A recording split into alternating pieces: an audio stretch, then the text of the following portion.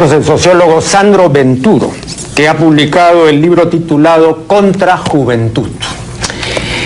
Le damos la más cordial bienvenida y la primera pregunta concierne al título. ¿Por qué Contra Juventud? Porque mi impresión es que vivimos en una época en la cual la imagen que se tiene de juventud es una imagen complaciente, es una imagen que le pide poco a esa gran porción de la población que son los jóvenes, ¿no? Y creo que en los últimos años, además, a propósito de las idas y marchas en favor de la democracia, la juventud se convirtió en un símbolo muy celebrado, pero poco tomado en cuenta, o digamos, tomado en cuenta de manera poco seria, ¿no? Y entonces este libro es un libro que lo que busca es discutir con esas imágenes tan extendidas en la prensa, en las universidades, en los propios grupos de jóvenes y en general donde uno va. Hace algún tiempo yo escribí un artículo sobre los jóvenes y decía, entre otras cosas, que se podía observar entre diversos intelectuales y pensadores un desafecto por la juventud, ¿no? Y mencionaba algunos casos, por ejemplo Nietzsche, ¿no? Confesaba abiertamente que no soportaba a los jóvenes. Eso se lo dice en una carta a Mathilde von Meysenbuch. Luego Wells, por ejemplo, ha dicho cosas muy duras con respecto a la juventud, casi tan duras como las que decía Lord Byron de la niñez, ¿no? Byron decía que para él la figura más ilustre, ¿no? El personaje más importante de la antigüedad había sido Herodes, ¿no? Eso decía Byron, y ha tenido así expresiones muy duras. Bueno, y Wells decía lo mismo, ¿no? Hablaba de que el joven pues recuerda las etapas del Cámbrico, ¿no? Y una serie de otras manifestaciones que no son precisamente halagüeñas, ¿no? El escritor francés Céline también ha dicho que los jóvenes eran inoportunos, en fin, que no los soportaban ni un minuto. Yo me he preguntado, ¿por qué han profesado este desafecto con respecto a los jóvenes diversos intelectuales y pensadores, ¿no? Y bueno, tengo una explicación, pero no pretendo que sea la explicación, ¿no? Pero luego he conversado con gente mayor que tampoco... ¿Y básicamente qué dicen? ¿Cuál es la postura? Bueno, a mí me parece que la explicación es inconsecuencia por inconsistencia. Por eso esa es la explicación que también doy yo. Es decir, ser uno consecuente es saber correspondencia lógica entre los principios que uno profesa y la conducta que uno tiene, ¿no? Sí. Cuando uno tiene esta correspondencia, entonces uno es consecuente. Si no la hay, entonces uno es inconsecuente. Es difícil encontrar esta consecuencia en los jóvenes, y no la pueden tener porque son inconsistentes. O sea, para tener esta consecuencia tiene que haber una consistencia en el individuo, tiene que haber un contenido, y que no lo tienen. Ahora, esto es una explicación tentativa, pero quisiera recabar de Sandro Venturo otra explicación, si la hay. Sí, yo creo que los jóvenes son ahora coherentes con lo que la sociedad les pide. Lo que les pide es que no sean ni niños ni que sean adultos, que sean una cosa que está eternamente en transición, ¿no? Y que hace de ellos algo que por un lado es celebrado, ¿no? La primavera de la vida, la juventud es la primavera de la vida, y por otro lado algo que es profundamente rechazado, es tú no tienes experiencia, no puedes tomar decisiones. Sí, sal a las calles, protesta contra la dictadura o como le llamen, pero por otro lado, cuando esa dictadura ya ha caído y tengamos que reconstruir la democracia, bueno, ahí sí tú ya no tienes lugar, tú no tienes experiencia, ¿no? Y básicamente lo que piensan los intelectuales de los jóvenes es lo mismo que piensa la sociedad y la gente en la calle de los jóvenes, ¿no? Sí, hay gente que está en una edad para disfrutar de la vida, aunque la vida sea una porquería y los jóvenes sean el principal grupo de la población con tasas de subempleo, desempleo, de riesgo de transmisión, de enfermedades de transmisión sexual, y en fin, es decir, la paradoja es esa, ¿no? Que la sociedad lo que espera de los jóvenes es lo que los jóvenes son ahora, un grupo que se dedica a divertirse y que poco tiene que ver con las grandes determinaciones políticas, económicas y sociales del país, ¿no? Aquí en la página 22 hay dos fotografías que son comentadas en la página siguiente, ¿no? Sí. Y dice, comparemos las fotos, donde se observan personas de 20 y tantos años, una de inicio del siglo y otra de nuestra época. Los primeros, a excepción de sus edades, no son distinguibles de los adultos, sí, puesto que sus aspectos y actividades sucedían a imagen y semejanza de sus mayores. Bien, pero yo quisiera comentar esto, porque me parece muy interesante. ¿Por qué no eran distinguibles? Vea, hasta bien entrado todavía este siglo, e incluso he leído por ahí de que esto como categoría social estaríamos hablando de la segunda mitad del siglo XX. Sí. Ya. Pero durante todo el siglo XIX y todavía hasta bien entrada, repito, la centuria anterior, digamos más allá de la Belle Époque, ser joven era una desventaja. Y esto, claro, esto lo ha referido pormenorizadamente Stefan Zweig en su autobiografía, ¿no? El mundo de ayer, y él cuenta con detalles, ¿no? Todo lo que hacían los jóvenes de su época para no parecerlo. O sea, los afeites, los adornos, engordaban, se ponían lentes, se dejaban barba, todo, sí, porque un joven era alguien que no era en absoluto confiable. Y era un válido social, digamos. Claro, y era además pues la reinante una gerontocracia, ¿no? Entonces ser joven pues era incluso los médicos que estaban practicando, etcétera, también aparentaban vejez para tener algún peso, ¿no? Porque si no nadie los iba a tomar en serio, ¿no?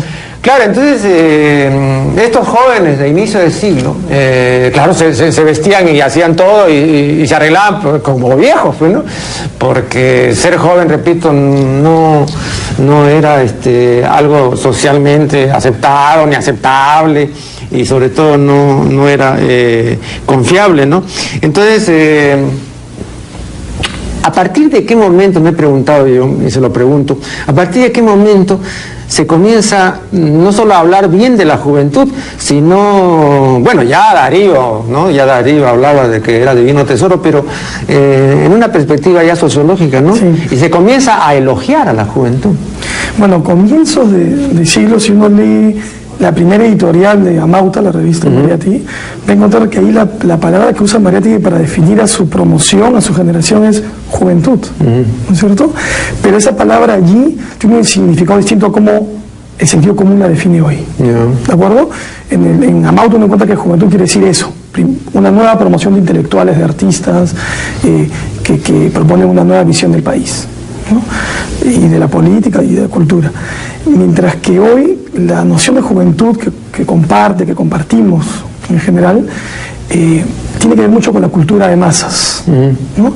Y de ahí que uno pueda decir que es hacia la mitad del siglo XX que la juventud se comienza a convertir en esa noción de sentido común que ahora todos compartimos.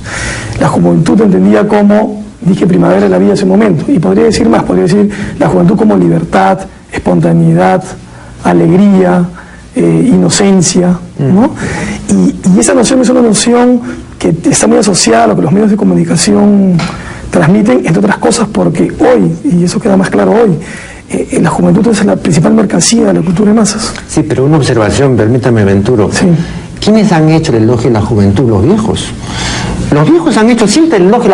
Jamás, que yo sepa, un joven ha hablado y ha dicho qué maravillosos somos, ¿no? Normalmente no. Son los viejos. Sí. Ahora, la explicación que yo tengo de esto es biológica, ¿no? Es que los viejos están mucho más cerca del acabamiento que los jóvenes, que están bastante lejos, ¿no? Y todo tipo pasado fue mejor. Claro. Entonces, es esto, ¿no? Yo escuché en el programa anterior con Capella, escuché justo ese momento en que discutían de esto, ¿no? Y mientras vi el programa yo decía, es cierto, pero digamos que la relación es dialéctica, valga la palabra. Por un lado, los medios de comunicación están muy atentos a las novedades que proponen los jóvenes, y por otro lado, los jóvenes aprenden a ser jóvenes en función de las imágenes que los medios de comunicación les proponen. Entonces hay una relación ahí donde cada uno pone su parte. Pero ¿usted no cree que que los límites cronológicos de esto son bien arbitrarios, ¿no? Vea usted, Sí. yo entiendo perfectamente que haya sido símbolo juvenil el blanqueado Michael Jackson, ¿no? Que ahora parece una vieja, ya hace 20 años. Ajá. Pero el señor sigue teniendo vigencia, o sea, no es un fracasado, ¿no? Y ya pues no tiene nada de joven y es una cosa pues extravagante y ridícula. Sí. Muy bien. Sí. Entonces, ¿por qué se estiran estos límites, no? Bueno, es que vivimos en una sociedad que adula lo juvenil. Los gimnasios, ¿qué tiene de juvenil las dietas. que el fulano? Ah, bueno, lo que pasa es que él es un héroe de la cultura de masas. Pero no puede ser, pues. Es un héroe. ¿Cómo es eso? Bueno, y Maradona es otro héroe, ¿no es cierto? Sí, pues, claro. Digamos, desde otra postura uno podría decir, bueno, son antihéroes. Sí. Pero héroes o antihéroes son modelos. Oiga, pero a propósito de eso, he leído por acá algo que posiblemente complete su decir, ¿no? Y acá dice usted, nada más acojudante que Hollywood y sus héroes de guerra paseando y viviendo como aristócratas insensibles. Bueno, ahora una figura como la de Michael Jackson también es acojudante. Ah, por supuesto. Claro. Por supuesto, no pretendía ni defenderlo ni nada por decirlo. Lo que quiero decir con esto es que los héroes, los modelos de los jóvenes de hoy, somos los que tienen que ver más con performances lúdicas y divertidas, que la cultura de masas y Hollywood lo ofrece a la perfección, que con héroes ahora pasados de moda, que eran héroes épicos y que proponían más bien un mundo distinto, revoluciones y grandes cambios políticos y culturales. Al margen de que esos héroes de los años 70 o 60 o 50 hayan terminado siendo héroes totalitarios, ¿no? Fidel Castro probablemente sea el ejemplo vivo más ejemplar, valga la redundancia, ¿no? Pero sí, yo creo que los jóvenes construyen una imagen de sí mismos que está en relación dialéctica con los medios de comunicación, y los medios de comunicación no son precisamente manejados por los jóvenes, ¿no es cierto? Y la pervivencia, la continuidad de un Guevara.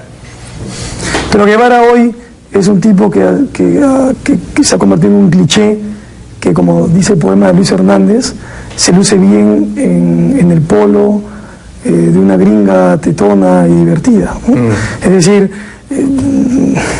el Che Guevara no es más que un ícono de chicos que cantan rock y que pretenden cantar letras antisistema, y lo único que hacen es en realidad navegar en un mar de clichés populistas. Pero eso ¿no le parece a usted que se debe a una creciente desinformación? Le voy a decir por qué. Yo he entrevistado, y más de una vez, a quien es entre nosotros la persona que conoce más del comandante Guevara, que es Bernardo Albo. Bien, la última vez que estuve en su casa tenía 23 o 24 biografías de Guevara y me dijo que todavía no eran todas. Bueno, pero lo importante es esto, ¿no? Que mostró un día en televisión, yo no sabía, la abierto, ¿no? Sí. Las bibliografías que se publican en La Habana sobre Guevara, ¿no? Y la publicación de obras completas, incluso ahora está en videodisc, etcétera. Bueno, oiga, era impresionante, 500 páginas de últimos títulos sobre Guevara. Sí. O sea, tiene una vigencia, una permanencia, ¿no? Que a mí me pareció impresionante, ¿no? Claro, pero para los jóvenes es otra cosa, es un ícono. Cuando los barristas No, pero yo le hacía esta puntualización, porque, por ejemplo, Castro no tiene eso. Usted mencionó a Castro. Castro no despierta tanto interés. Bueno, es que probablemente Castro debió morir en su momento para convertirse en otro héroe épico, ¿no? Pero lo que quiero decir es que cuando los barristas de la U muestran estos símbolos nazis, la esvástica, no lo hacen porque sean fascistas, lo hacen porque para ellos eso significa agresividad, violencia, y es su principal motivación expresiva. La ideología que pueda estar detrás de esa esvástica les tiene sin cuidado, es más, ni la quieren conocer. Bueno, con el Che, lamentablemente, y con otros héroes por el estilo, pasa lo mismo. El Che significa rebeldía. Ahora, ¿qué rebeldía? ¿Qué postura política? ¿Qué ideología quería expresar? Esas son cosas de viejos, son rollo, floro, que no tenemos por qué estar discutiendo, porque no te compliques la vida. Mira, el Che es un símbolo de rebeldía, y nosotros que consumimos drogas y hablamos de que el mundo está mal, no es suficiente. ¿no? Sí, yo creo que Che Guevara y otros son eso, íconos que se usan por desinformación y digamos, no sé si eso está bien o mal, pero es significativo. ¿No? Se ha dicho, tratando de hacer una asignación de deberes por edades, que a la niñez corresponde el deber de la obediencia, a la juventud el deber de la rebeldía, a la adultez el deber de la austeridad y a la vejez el deber de la adaptación. Bueno, yo no creo que esto sea indiscutible, me parece que es opinable, pero lo menciono porque creo que traduce bien una creencia bastante difundida, ¿no? Efectivamente, por ejemplo, del joven pues se cree que debe ser rebelde, contestatario, debe ser inconforme, etc. Es un prejuicio biológico. Claro, ¿no? Y entonces se dice pues que un joven conservador es un anacronismo, ¿no? Y que el joven es todo lo contrario del conservador, etcétera, y que así como el viejo tiene, no es que tiene la capacidad de adaptarse, porque biológicamente es al revés, ¿no? Cuanto más viejo es uno, es menos capaz de adaptarse. Lo que pasa es que no le queda más remedio, si no, pues se muere, ¿no? Hay que adaptarse mal de su grado, ¿no? Pero el joven dice tiene una incapacidad consubstancial de adaptación. Sí. Estoy repitiendo los lugares comunes, ¿no?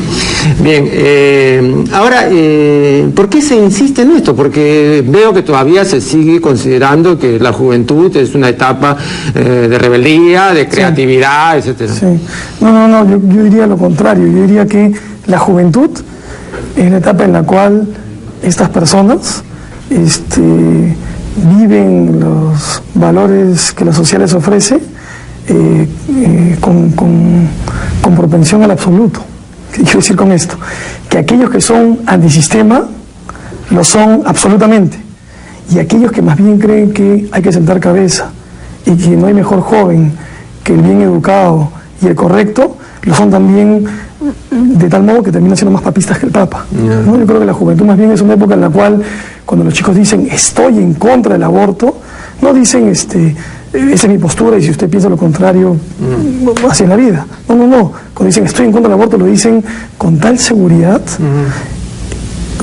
que solo demuestran dos cosas. Por un lado, que se creen lo que sus padres o profesores le dijeron, y por otro lado, que la vida todavía no los ha golpeado y que no tienen la prudencia de decir estas cosas no son tan difíciles de sentenciar en 3 segundos, ¿no? Entonces yo creo que la juventud en general es una etapa no de rebeldía, sino todo lo contrario, y más bien los jóvenes rebeldes suceden por excepción y probablemente sean los más interesantes. Los inadaptados suelen ser los más inquietos y los más curiosos, y en la juventud uno no encuentra ahora precisamente curiosidad, sino más bien todo lo contrario, instintos de conservación en una sociedad que los excluye permanentemente, y no encuentran en la política hoy, sino en la cultura de masas, un modo de sentirse parte de este mundo que los rechaza permanentemente, y esa es la paradoja, ¿no? Ahora, con esto yo no quisiera tampoco que se entienda que soy pues un... ¿Me permite una interrupción? Sí. Porque me están indicando que debe venir una pausa, luego continuaremos. De acuerdo. Bueno, estamos hablando de la juventud, pero creo que convendría fijar los límites conceptuales, ¿no? Porque si no ampliamos demasiado quizás la semántica de esto y terminamos entendiendo por joven a una persona de 30 años o tal vez quizá uno de 12, ¿no? ¿Usted no está de acuerdo con esta definición biológica de que ser joven es una persona que está entre los 14 o 15 y los 24 o 25? Bueno, hay varias maneras de enfocar el asunto. Por un lado, la gente puede decir, juventud es un espíritu. No importa la edad, yo tengo 80 años y sigo siendo joven. Es una manera de entenderlo. Otra es la demográfica. Efectivamente, los jóvenes están entre los 14 y los 25 años. Pero ese es un recurso que usan los demógrafos para tener un cohorte generacional y les permite hacer sus investigaciones. Si no, no hay manera de hacer encuestas ni censos. Claro. Digamos, el UNICEF define al niño hasta los 18 años. Pero ahí este criterio tiene que ver más con consideraciones jurídico-políticas. Es a los 18 años que uno se convierte para el Estado en mayor edad, ¿no es cierto?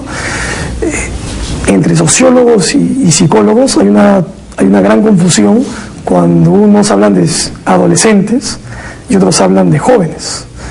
Cuando los psicólogos hablan de adolescentes están hablando de un individuo y los cambios en su personalidad y en su biología, ¿no? Mientras que los sociólogos suelen hablar del joven como una abstracción. En realidad no están hablando del individuo, están hablando de un sector de la población. ¿De acuerdo? Yo lo que he intentado hacer en el libro es más bien ceñirme a una definición abstracta, ¿no? Y es, los jóvenes son aquellos que no son ni niños ni adultos, son aquellos que están en transición, son aquellos que viven esta etapa de moratoria, como le llaman los sociólogos, ¿no? Y esa definición a mí me parece que entra en crisis cuando uno encuentra un niño de 13 años que ya está trabajando y manteniendo parcial o totalmente a su familia.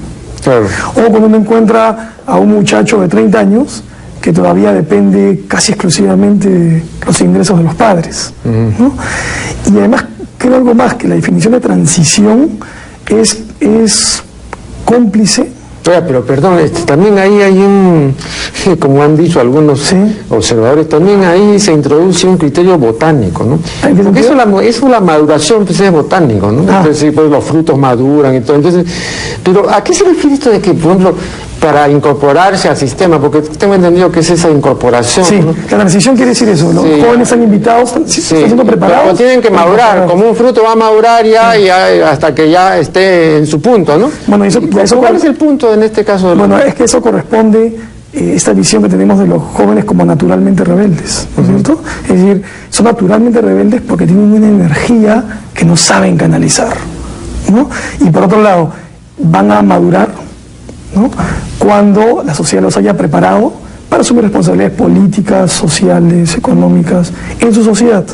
Entonces, la escuela, la universidad y todo el sistema educativo lo que hace es separarlos de la vida social, ¿no?, para, separados, prepararlos teóricamente. Lo cierto es que cuando los jóvenes terminan la universidad no están preparados para nada, solo para dar los exámenes que dieron en su momento, ¿no? Y es recién en las prácticas preprofesionales, o sus primeros trabajos, o sus primeras acciones en general, que van ganando experiencia y encuentran el criterio a partir del cual organizar el conocimiento que la universidad o la vida les va ofreciendo, ¿no? Entonces, lo que yo creo es que esta etapa de transición lo único que hace es postergar, por lo tanto, la iniciación de este sector de la población a la vida social, ¿no? Entonces yo creo que por eso la noción de juventud como transición social es cómplice, eso es lo que quería decir en un momento, de la crisis económica en la que vivimos. Porque si la juventud fuera más bien una etapa de iniciación social, la sociedad no podría tolerar tanto desempleo. Tendría que encontrar los mecanismos inmediatos para que aquellos que ya tienen cierta preparación en la vida o en la educación puedan desde ya, o inclusive al interior de la educación, asumir responsabilidades que más bien son postergadas hasta que cumplan 20 y tantos o 30 y tantos años. Le paso un dato, tal vez usted lo conozca porque veo que es una persona muy informada, o tal vez no lo conozca. Es un dato de la OIT. La gente cree, y bueno, es un deseo perfectamente explicable y todo muy humano, ¿no? En esta necesidad de que haya más empleo. Sí. Muy bien. Mire usted, según la OIT, los 3 países que tienen mayor tasa de empleo en el mundo son los Estados Unidos, el Canadá y el Japón. Pero la OIT advierte que hay países con una gran tasa de desempleo, como la Argentina, por ejemplo, y que a un tiempo presentan un nivel muy elevado de integración social. Y contrario censo, países como los Estados Unidos, y ojo, que con la crisis reciente internacional que ha vivido el mundo, muchos sociólogos están haciendo estas lecturas, los Estados Unidos está entre los 10 países socialmente más descompuestos del mundo.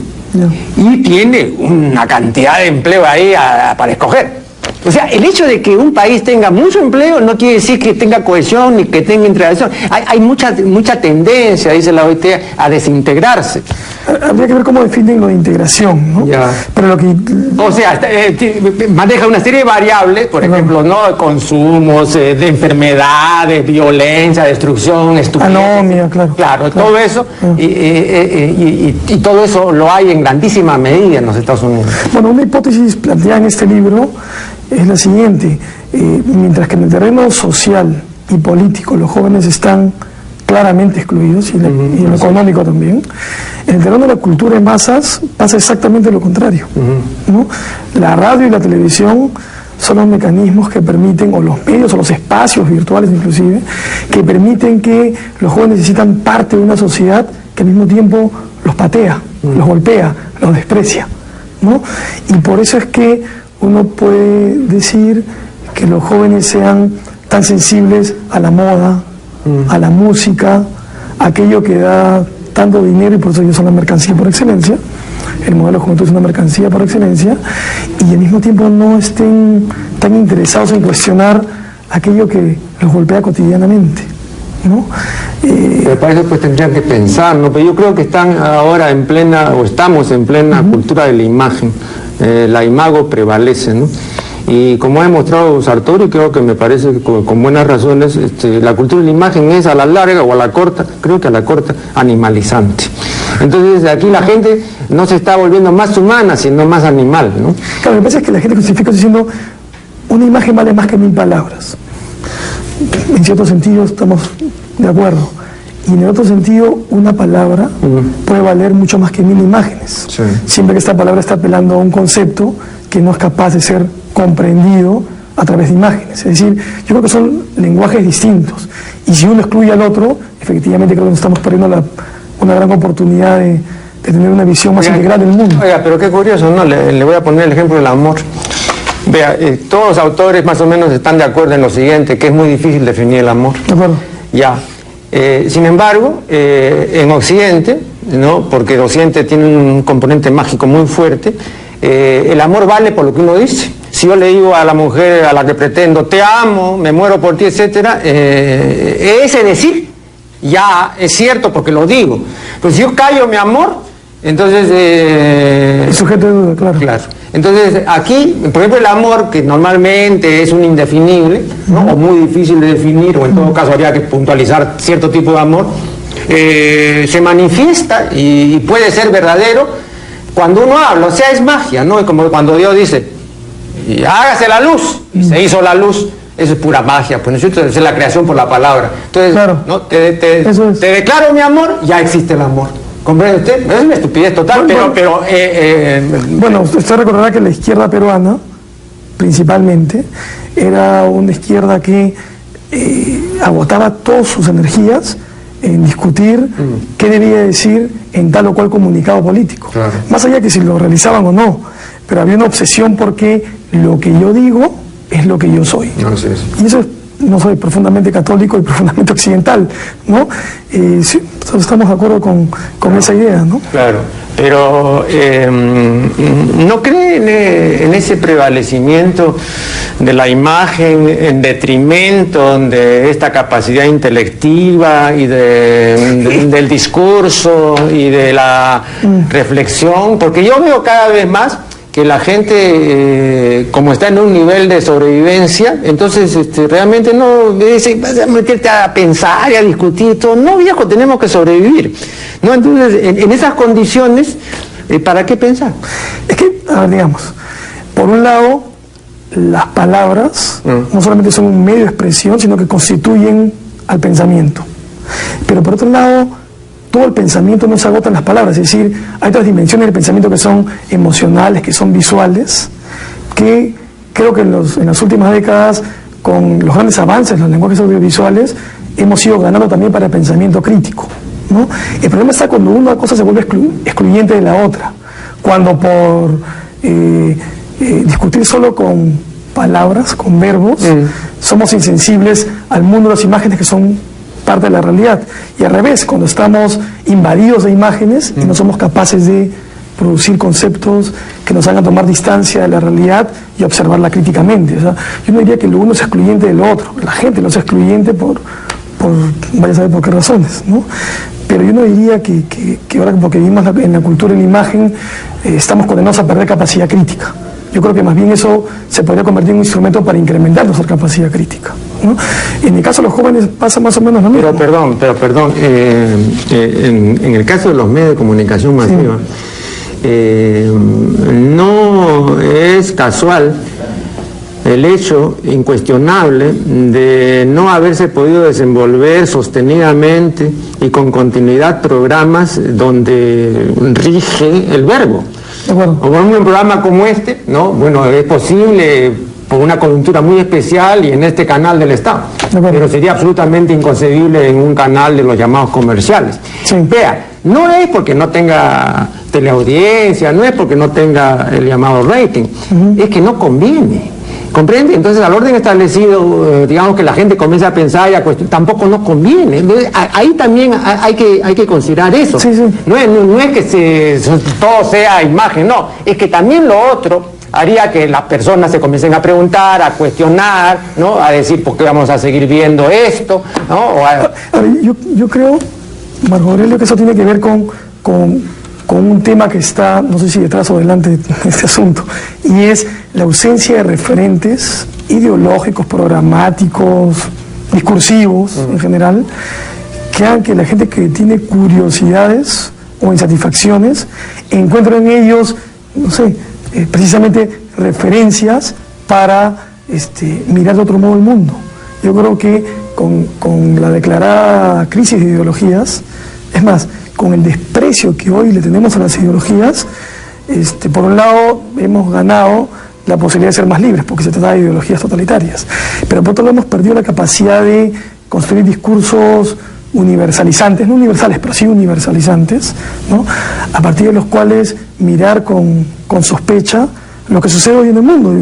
Y esto, lo que sucede ahora a propósito de los actos terroristas en Nueva York, son probablemente el mejor ejemplo, ¿no? Las principales agencias de información internacional son las que nos dicen qué es lo que está sucediendo en la realidad, y no tenemos otras referencias como para decir, no, acá hay información distinta que da cuenta de lo contrario, ¿no?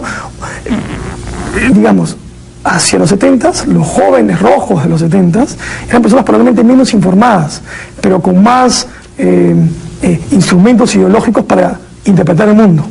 Hoy nos encuentran, y no sé si eso es bueno o malo, hoy tenemos la viceversa. Tenemos aparentemente muchísima información infinita a través del Internet, pero poca capacidad conceptual para organizar, discriminar y utilizar críticamente esa información, ¿no? Y en el caso de los jóvenes esto se muestra de manera transparente. Sí, pero es que, vea, Y una cosa más, lo que hablamos hoy sobre los jóvenes, sí, no es un asunto que vale solo para los jóvenes, creo que vale para la sociedad en su conjunto. Esa orfandad de ideologías no la padecen solamente los jóvenes, la padece la sociedad. Esta complacencia con lo juvenil no es un asunto, no es una autocomplacencia solamente de los jóvenes, sino de todos aquellos que vivimos obsesionados por ser eternamente jóvenes, eternamente irresponsables, eternamente felices, en una sociedad que más bien nos exige ciertas cuotas de dramatismo o de ironía para encararla, ¿no? Ahora, sí se está refiriendo a lo que, para usar un vocablo de procedencia rusa, pero que tiene una base latina, que es el vocablo inteligencia, ¿no? La clase intelectual, la intelectualidad, la élite pensante, ¿no? Supongo que para la élite pensante, yo me incluyo, escuchar a un político o a escuchar a Mario Vargas Llosa hablar de política es algo insufrible, ¿no? 5 minutos o 10 ya es más que suficiente, ¿no? Pero para los miles de personas que votan por esos políticos, etcétera, parece que no es tan insufrible. Pero la gente, y no solo los jóvenes, tiene una profunda desconfianza, y no en el Perú, en el mundo, de los políticos y de aquellos que ejercen el poder. Pero pues, ¿cómo votan por los políticos? Lo hemos visto acá recientemente, pues porque no se abstienen. Yo no voté, yo voté en blanco, porque sin ninguno de estos, pues, ¿no? Con toda sinceridad. Entonces, y sin embargo tienen votaciones masivas, ¿no? Sí. Y cuando uno piensa que no, y cuando uno los oye, dice, bueno, pues 10 minutos, ¿y qué cosa es? Sí. No, bueno. Ahora, ¿por qué intelectuales que nos parecen interesantes, cuando pasan al terreno de la política, se vuelven tan inconsistentes y tan circenses como los políticos de siempre? Esa es la pregunta. Porque tengo la sospecha que se trata de dos territorios distintos, ¿no es cierto? En un territorio de lo que se trata es de sospechar y observar con distancia la realidad. En el otro lo que se trata es de intervenir, no, de resolver. Además también tiene usted que vender, pues. Por ejemplo, el intelectual... Bueno, convencer para intervenir. Claro, el intelectual, digamos, de casta, ¿no? El puro de sangre, no pura sangre, como dicen los bárbaros. El puro de sangre, no, pues no va a vender nada, ¿no? Pero ¿se imagina un intelectual en el poder?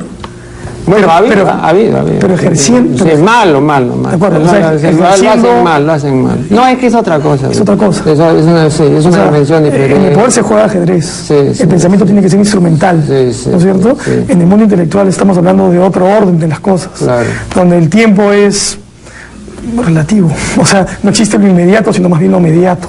Es que, vea, y yo creo que ellos así oscuramente, ¿no? Más o menos entreven algo que más o menos lo juzgan peligroso y por lo tanto deben eso mediatizarlo y camuflarlo y solaparlo para que no lo aprecie en su debida dimensión la gente, ¿no? Entonces tenemos un establishment, ¿no? Un statu quo, ¿no? que vende una serie de imágenes y que reparte lugares comunes, etc. Porque hay otras cosas que, lo he dicho más de una vez, tocante a lo sexual, son sistemáticamente ocultadas a la población, ¿no? Le voy a decir algo que le puede interesar con respecto a los jóvenes. Vean. Desde hace ya mucho tiempo, yo sostengo que una serie de hallazgos, de descubrimientos sexológicos realmente importantes de los últimos 50 años, ¿no? Son prácticamente desconocidos por el gran público. Muy bien. Ahora bien, la pregunta es ¿por qué esto no se ha divulgado? La respuesta en principio es porque no conviene. Ya. Pero hay un hallazgo que no es reciente, ya es antiguo, pero que no es conocido por la gente. Y el hallazgo es este. Se ha demostrado que la mayor capacidad sexual del ser humano es preadolescente.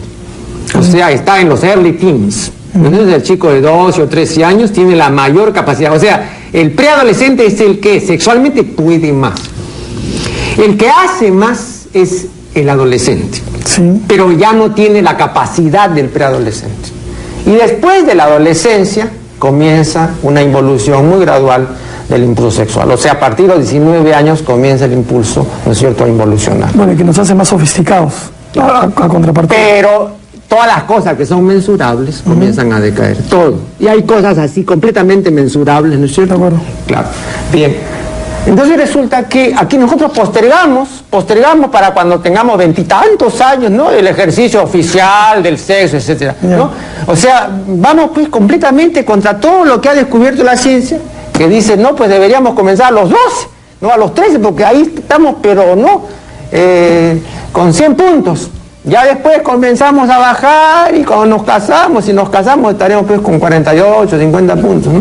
Ahora, ¿por qué esta negación de la sexualidad adolescente, de la sexualidad preadolescente? ¿Por qué este engaño, ¿no? ¿Por qué este ocultamiento sistemático, ¿no? ¿Por qué? Y esa es una pregunta que le hago. Ahora, pero digamos, sobre sexualidad adolescente y juvenil, es un asunto que no puedo decir mucho. La primera hipótesis que se me ocurre cuando lo escucho es que una cosa es el tiempo de la biología y otro, a veces corresponden, a veces no, es el tiempo de la cultura, ¿no? Es decir, si es cierto que las personas a los 12 o 13 años tienen mayor capacidad o potencia sexual, bueno, esa es una condición. Pero tienen la triple capacidad de la potencia, o para usar un término guachafo, porque así decía el doctor Raúl Ferrero Rebagliati cuando hablaba de la superpotencia, decía, ¿qué guachafería es esto de superpotencia? Carajo, no mejor, superpotencia. No, bueno, pero digamos, hay una superpotencia en punto al sexo. De acuerdo, pero ese es un tiempo, es el tiempo de la biología y esa es una condición sobre la cual los seres humanos interpretamos y decidimos y actuamos, ¿no es cierto? Y bueno, nuestra sociedad pues es una sociedad que trata el sexo por un lado como una gran enfermedad que nos pervierte y nos correa a todos, y por otro lado como algo tan sagrado y tan divino que casi no merece ser tocado. Entonces, entre esos dos polos, la gente tiene muchas dificultades para vivir de manera equilibrada, de manera matizada, de manera feliz su propia sexualidad, ¿no es cierto? Pero digamos, en el caso de los jóvenes, si he revisado investigaciones, uno encuentra que los adolescentes, o los jóvenes, según como los definamos, son profundamente conservadores en lo sexual. Un nuevo corte y luego continuaremos esta conversación.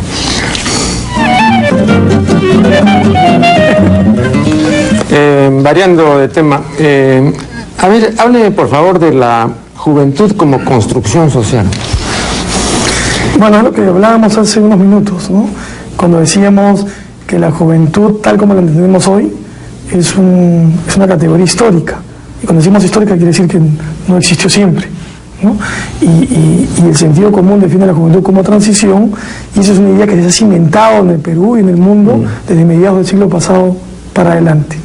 Y donde, por un lado, los jóvenes y los grupos de pares, los grupos de muchachos, en relación dialéctica con los medios de comunicación, han ido creando pues esta imagen, no solamente de transición, sino de una etapa en la vida donde la alegría, la espontaneidad, la libertad predominan, ¿no? Y como decíamos hace un momento, esta idea es una idea contrastante con lo que realmente viven los jóvenes en la sociedad, siendo permanentemente excluidos en el campo de la economía, en el campo social y en el campo político, ¿no? Entonces sí, es una construcción social porque es una categoría histórica. No siempre la juventud ha sido como creemos hoy que ha sido. En los años 60 y 70 efectivamente las vanguardias políticas y culturales tenían rostros de jóvenes, pero hoy no. Hoy más bien los grupos más conservadores tienen también rostros de jóvenes, ¿no? Y entonces apelar a que la juventud es rebelde por naturaleza es quedarse con una imagen que probablemente fue válida hace algunas décadas, pero que hoy no tiene ningún lugar. ¿Qué podemos decir de los jóvenes peruanos y de los jóvenes limeños en particular? Que en los últimos años salieron a las calles a protestar contra una dictadura, como finalmente hemos terminado llamándole al gobierno de Fujimori, ¿no? Y esta protesta era una protesta moral, era una protesta que digamos, manifestaba un malestar moral, pero que no tenía ningún discurso político detrás. Probablemente por eso es que una vez huida Fujimori y sus huestes, o sus cómplices como le llamemos, el protagonismo de los jóvenes desapareció, porque más bien los políticos de antes han retomado su lugar y hoy están ganando el protagonismo que se merecen en la escena política nacional. Ve, aquí en la página 124 veo una antología Crash Boom Zap, ya, y entre los términos que figuran aquí veo con K, carpa.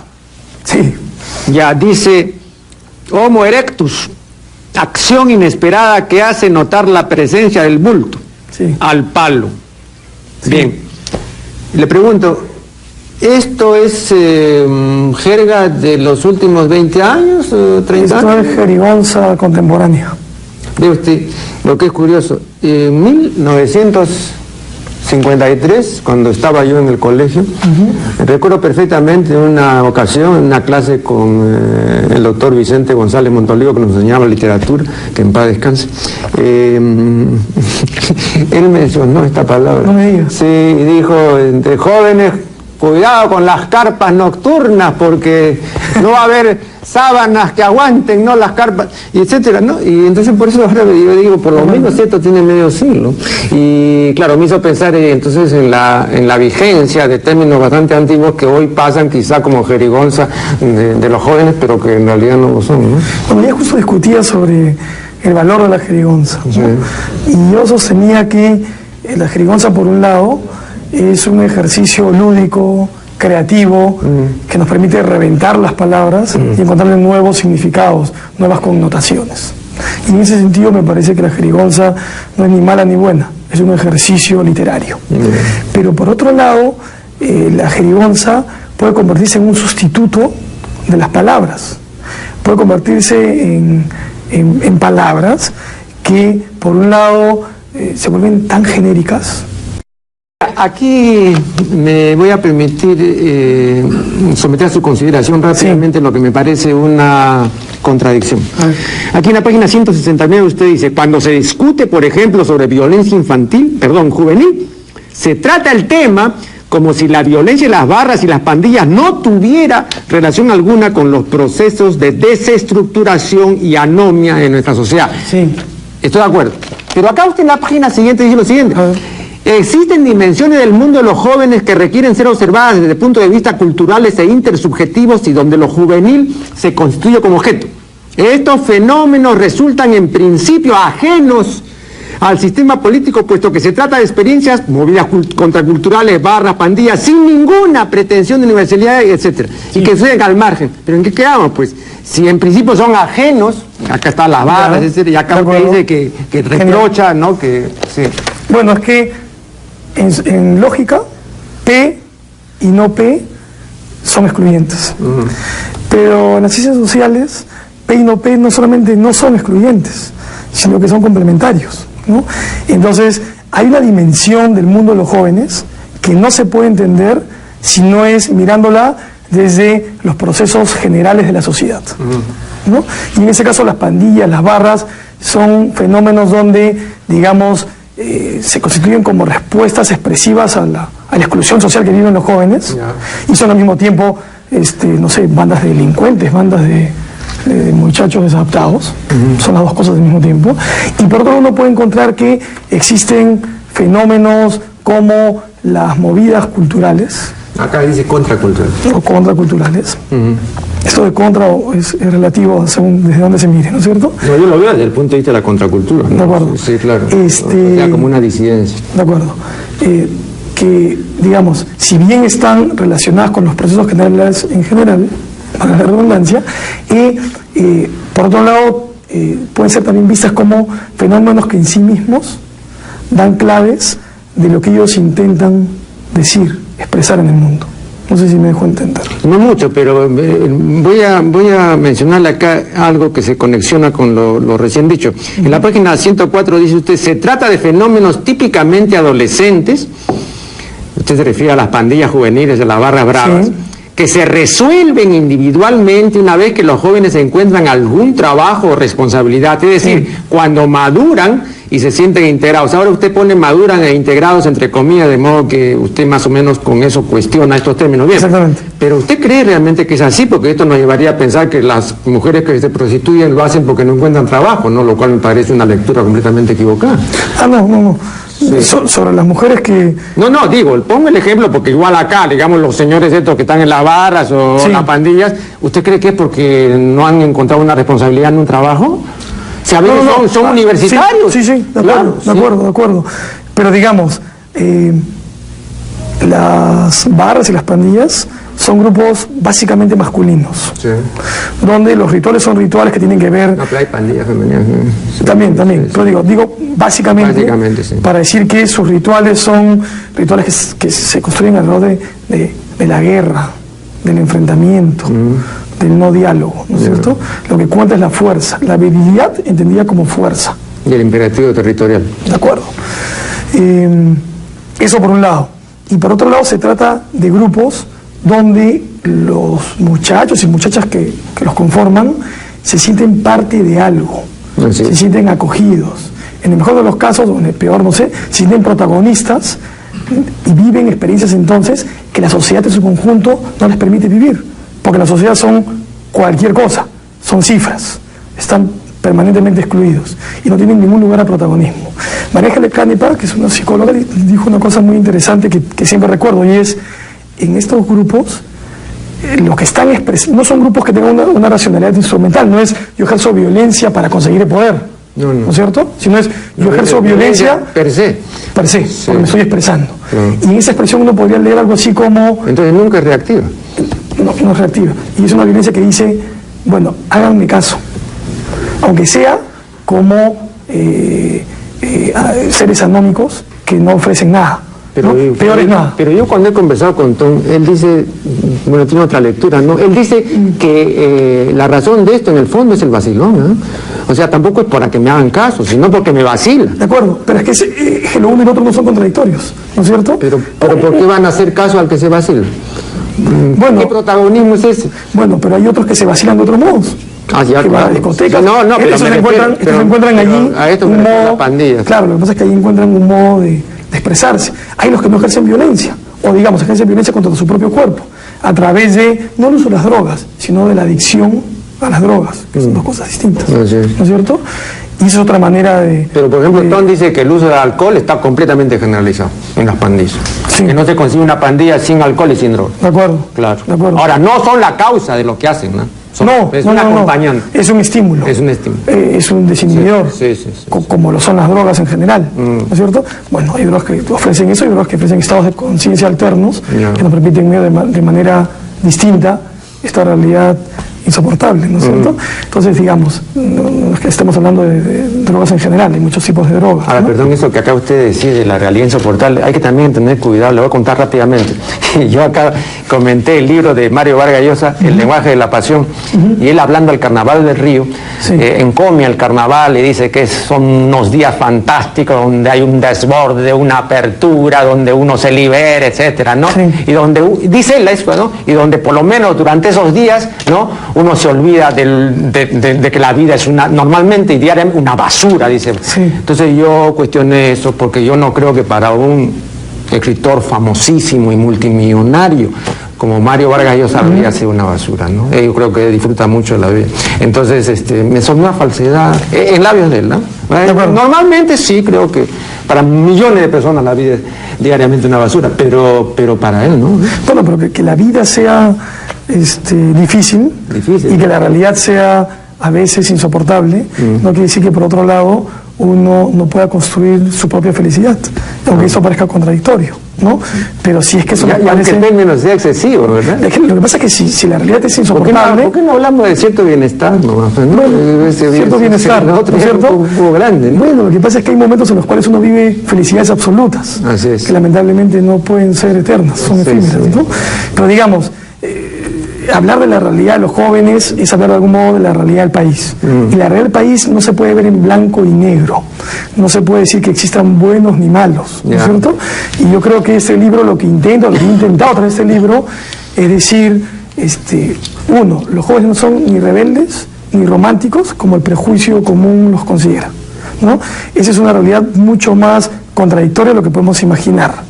Y si alguien me dice que son rebeldes, yo diré, no, son los más conservadores. Y si alguien me dice que son todos conservadores, diré, no, hay jóvenes que han salido a marchar indignados por lo que pasaba, ¿no? Y eso me parece valioso en una época en la cual nadie se atreve a decir que las cosas están funcionando muy mal. Una última cuestión. Ellos parecen decir, escribe usted en la página 104, preferimos ser protagonistas de la anomia que las obras de un bienestar que nunca podremos alcanzar. ¿Por qué este fatalismo islámico, no? ¿Por qué nunca podremos alcanzar? Y además, ¿cómo es este protagonismo de la anomia? Eso sí me parece un poco extraño. Estamos hablando de las barras y de las pandillas. Claro. Ese es el protagonismo de los anómicos, ¿no es cierto? Ahora, esta es otra cosa interesante. Ahora, ¿pero usted los ve como protagonistas a estos señores? Bueno, la prensa se dedica a pero usted como sociólogo, ¿no? ¿A dónde está el protagonismo ahí? Bueno, lo que yo creo es que las barras en sí mismas son fenómenos anómicos. A pesar de que en ellas participan también jóvenes que no se han excluido socialmente y que van ya sea por vacilón, por insatisfacción o porque no tienen nada que hacer, ¿no es cierto? Pero sí, yo creo que son protagonistas porque los medios de comunicación y muchos científicos sociales se han dedicado a crear héroes ahí donde solamente hay chicos malcriados. ¿Y cree usted que piensan eso, que nunca van a alcanzar este bienestar y que por lo tanto, por lo menos en la anomia, pues tendrán alguna figuración? Bueno, no solamente los jóvenes, en países como el nuestro, la población no ahora, sino hace muchos años y algunas décadas, vive en una incertidumbre permanente que le hace muy difícil imaginar su futuro. O sea, el futuro tiene 2 años, tiene 1 año. Entonces, sigue siendo cierto lo que dijo el expresidente Prado, ¿no? Durante su primer gobierno, que en el Perú había 2 clases de problemas, los que no se resuelven nunca y los que se resuelven solos. Entonces, tal vez, pues, si no enfocar el asunto así, ¿no? Bueno, Fujimori, por lo menos en su primera etapa, creó una tercera clase, ¿no? Y dijo que, claro, los problemas que no se resuelven por la buena se resuelven por las malas, a patadas, ¿no? Esa es otra manera. Bueno, y una cuarta es los que se resuelven por carambola. También. Quiere decir, lo que sí creo es que para grandes utopías, pequeños logros, ¿no? Y bueno, yo lo único que he pretendido con este libro, mi pequeño logro, consiste en fomentar el debate sobre una porción importante de la población, que son los jóvenes, donde no los podemos mirar en blanco y negro. Muchas gracias a Sandro Venturo por su valiosa participación en este programa, y con ustedes será hasta el programa siguiente.